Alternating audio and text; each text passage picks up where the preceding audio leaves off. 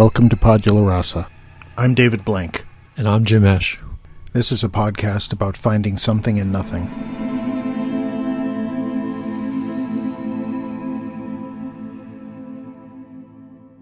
Welcome back to Podula Rasa. I'm Jim, and I'm joined once again by my friend Dave. We promised our audience that we would be talking about vision quests today, and Dave has some experience with this. So I want to hand some of this over to you and talk a little bit, first of all, for people who are not quite familiar with the term, what is a vision quest? Well, a vision quest, it's a rite of passage that people can do to find meaning in their lives. Perhaps Podula Rasa's motto, finding something in nothing, is related to a vision quest because when I describe it, you'll understand more. But effectively, it's a rite of passage that's open to anybody. It's a very ancient multi-day ritual that's essentially codified in the Bible, as well as many other ancient texts under different names. And at the center of the idea of what a vision quest is the idea of death and rebirth. And some would even describe it as a ritual in which you can get the benefits of death without actually dying. I'm on board with that. Yeah, it's always nice to not die. Part of the reason why we're talking about it is because I did one a number of years ago, and it kind of helped me along in my life journey. And it can be a part of anybody's journey that can move something, essentially known or unknown, from your thoughts, your hopes, your dreams to a state of reality.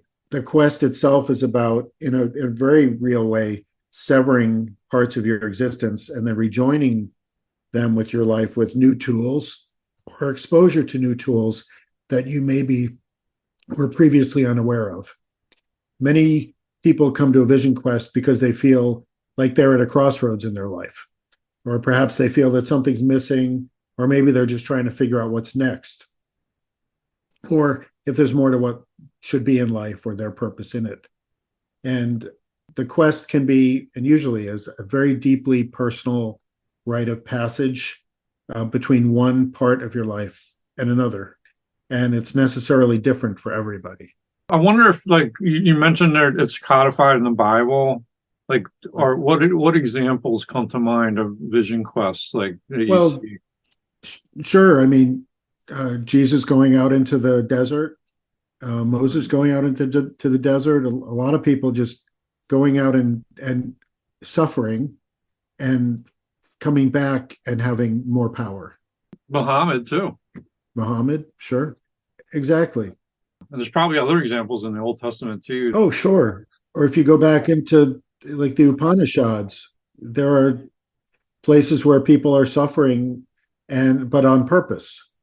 And so in a way, the modern vision quest gives you that opportunity. I think also of the mythologist Joseph Campbell, who talks a lot about the hero's journey in mythology in all cultures, like that archetypal pattern of where you go off on a quest or a journey and you're changed by it, and you come back. There's a return home, but now you've been transformed. You've done some kind of rite of passage. Yeah. Exactly. So the modern idea of what a vision quest is comes from rituals derived from Native Americans. In traditional Native American lore, women would entrain their menstrual cycles because they were living together. And I guess this is something which happens naturally. And so they were all going through the process of menstruation at the same time, and they started going off together by themselves in what they would call their moon time. And when they would come back, they would be strengthened both as a community of women, but also just personally. So elders in the tribes, and again, this is my interpretation, I don't know this to be factually accurate, but my understanding is that elders, who are typically men, would notice that when the women would return from their moon time, that they would be much more powerful than when they left. And so they wanted this experience too. And so as part of a rite of passage, transitioning from different parts in life which was much more present in more primitive lifestyles than we have today, they would use the Vision Quest as a way of helping people to understand where they were coming from and where they were going in their life, and to kind of mark that moment in their life during that time of change.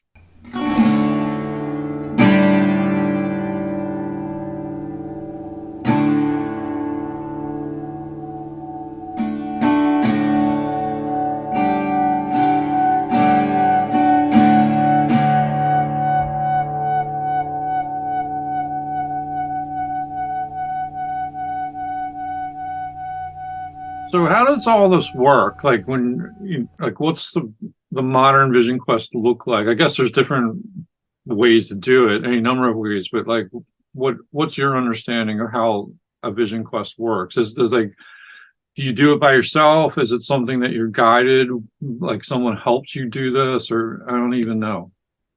Well, it largely depends on the group that you are involved with that does it.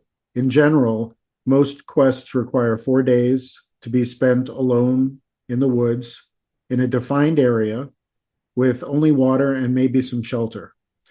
And the idea is to allow you that quiet space to think and figure things out without the distractions from your regular life. To go and do a quest, one usually finds an organization that runs them. It's definitely not recommended to go out into the woods for 4 days by yourself.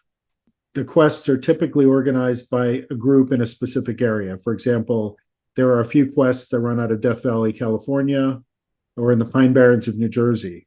I think where I did mine in a state park in New York State. I don't even remember where it was, but that was just where the group had the space to do this. They typically cost between a few hundred to $1,000 for covering the organization's time with the people, because it's usually several people.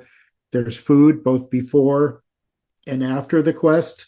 There's insurance, things like that. So it's, having done it myself, and I think back in 1992, I paid about $400.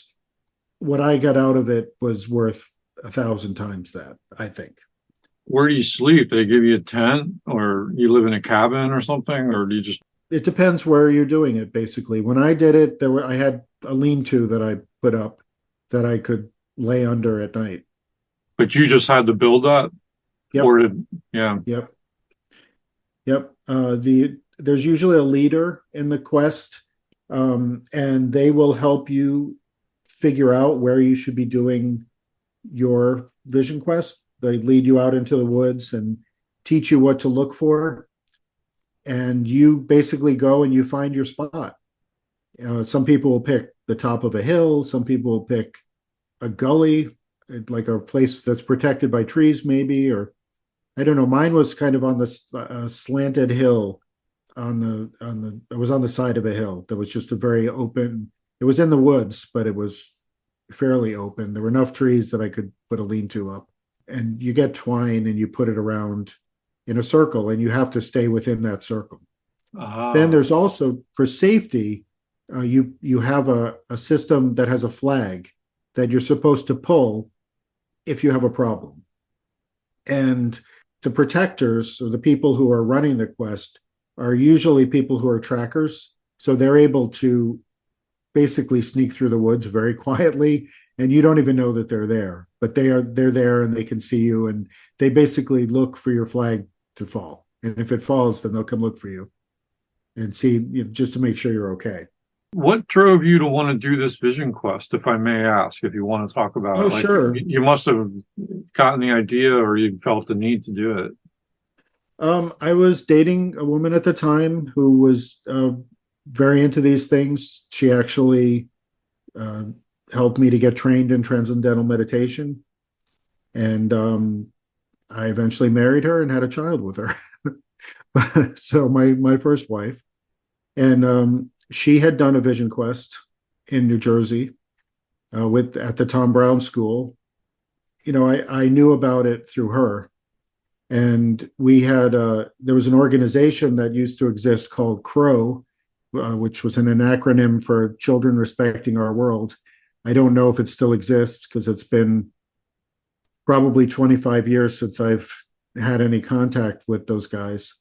But the protector that I worked under was a member of Crow, and so that's how I got involved with him.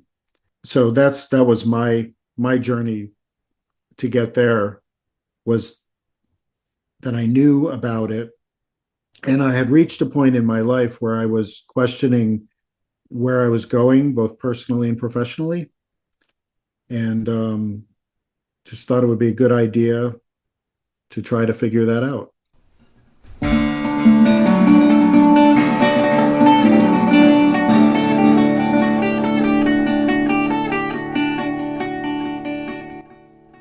So you went on this vision quest in 1990, what, 92, yep. And do you want to talk a little bit about the experience? This was 4 days by yourself, sitting in a circle on a hill in the woods with just water. What happened? Well, just from a logistical standpoint, you arrive, it's basically a week. So you arrive a few days before, and there's generally group chats. Like, I think there were 3 other people who did the quests at the same time that I did. I hadn't met them before, and I haven't talked to them since, but they were there. And so there were group chats. We did sweat lodges. You know, there's a prescribed set of events, I guess, that they do. So in the beginning, you pick out your area and you mark it out, and so you're preparing. Then the day that you start, it starts at when the sun comes up. You're basically told you just get your you take nothing. You just have the clothes that you're wearing, and you go into your site. So as the sun's going up, you go silently. You don't say anything to anybody, and you go into the space and sit. And I remember very clearly going in and sitting down and just looking around and thinking, I'm going to be so bored, you know, because you just have water. If you have to go to the bathroom, you dig a hole and you do that, and that's pretty much it. You sit and you wait. You watch the sun go across the sky, and if you're lucky, it's not raining. I remember day 2 seemed like the longest day in my entire life, because the sun seemed to very slowly dance from tree to tree, like behind each leaf. And I just watched it for the entire day as it moved across the sky. Just seemed forever. And I was really hungry. In fact, you're hungrier than you might think for days 1 and 2. Your thoughts race uncontrollably. But in my case, at least, after 2 days, that changed. And I stopped feeling hungry. My sleep changed, and my thoughts were not racing at all. They congealed a bit, and they became more broad. Like nothing was like a pinpoint. Like everything had an extended purpose to it, if I can be vague. But that's kind of what it was like. Like, instead of seeing my car, I saw all the cars in the parking lot, or whatever. But just like the bigger picture about whatever I happen to be thinking about. Mosquitoes at night started sounding like a symphony rather than just buzzing at me and having me swatting at my head. So it was like something that was actually beautiful, as opposed to something that was an annoyance. Now, it hasn't stayed as a symphony for me, but in that moment, but I remember that. So, and I think, like, what I was experiencing from a biological standpoint is, after 2 days, your body stops metabolizing because you don't, food, because there's no food anymore. And you go into catabolism, which is when you start to digest your own fat. Mm-hmm. So you just don't feel hungry anymore, and everything changes. It's kind of like a metamorphosis. After 4 days of this, on the morning of the 5th, you basically just come out and you rejoin the group. When you come back, you could mostly, they encourage you to drink water. You eat what you can. There is food there, but I remember not being able to eat very much because my stomach was smaller. I remember talking a little bit to people. I didn't really talk about how I was feeling. I think I'll talk about the vision itself in a minute, but I remember there was one person who didn't say a word the entire for the couple days after the quest, and the only thing I heard them say was bye at the very end, and they just left. That was it. Do they encourage you to talk about your visions, or is it up to you how much you want to share? If you want to, yeah, it's Yeah. up to you. If you want to, like some people had, well, I remember one person talking a lot. They had a very specific issue they were dealing with, and they had really thought about it a lot, and they it sounded like they had made some really good progress on their feelings about things. For me, it was more broad. I don't remember much about the preparation after, other than, like a very dark and very hot sweat lodge ceremony prior to the quest. But I do remember the night before I started my quest, I saw the Aurora Borealis. And it was I've seen it a bunch of times in my life, but this was the first and probably the most amazing aurora that I have ever seen. It was about a 4 hour light show, culminating in the formation of what could only be described as like a huge half of a wagon wheel in the sky that took up half the sky. And then there was like a lot of movement with the light, and it was so dramatic that I remember thinking I could hear the light. I literally could hear it as it was changing.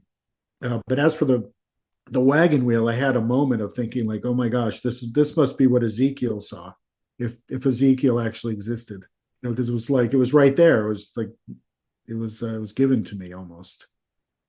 So as for my vision, I went in with questions like about where I was going. I was 28 years old. I was trying to really decide what I was going to do with my life professionally and personally. I had questions about whether I was going the right direction.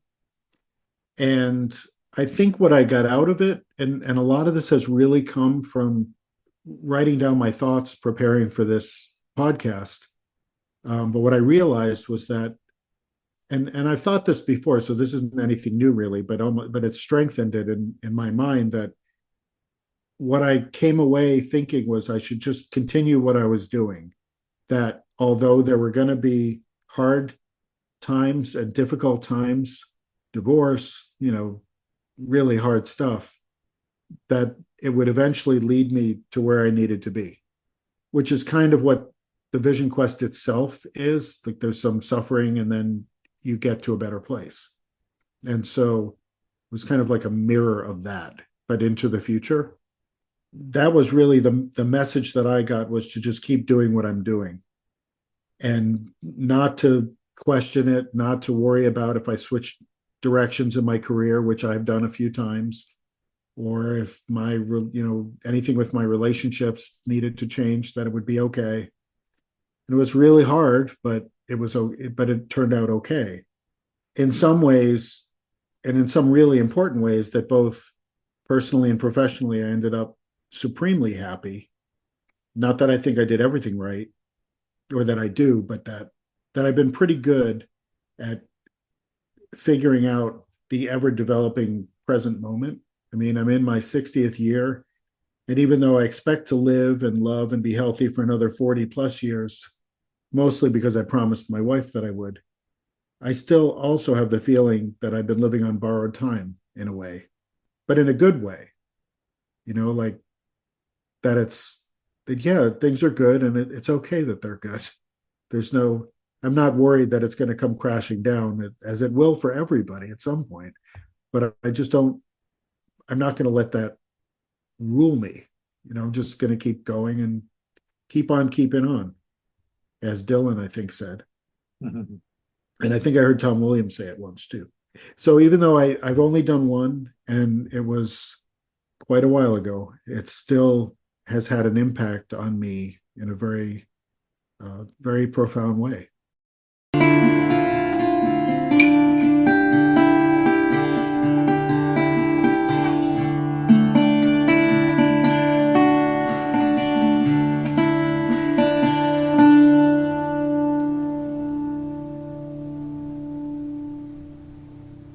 It sounds to me like, well, first of all, late 20s is, I think, a very pivotal time in many people's lives. It was for me.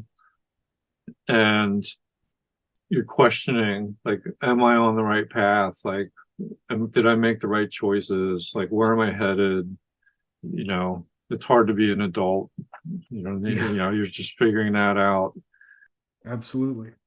And it sounds to me like after this, you were on the path. Yeah, it gave me a little bit of confidence Right. to push sometimes Right. and not worry about whether I would fail. Now, sometimes I didn't take certain paths that I thought I wanted to do, but for the most part, I just kind of let it happen because that's what was supposed to be. The idea that it's easier to flow with the river than to hold on to the bottom and drown. It sounds like it really worked out well for you. It's been nice preparing for this podcast in a way because it really got me thinking about the whole process and what it really meant for me. And I'm even more grateful that I did it now than I was then because of, getting ready for this. If anybody's interested in a really great book about Vision Quest, there's a book called The Book of the Vision Quest by a guy named Stephen Foster. It was written quite a while ago, but it's still really awesome. I think Amazon sells it for about $14. It's a fantastic resource.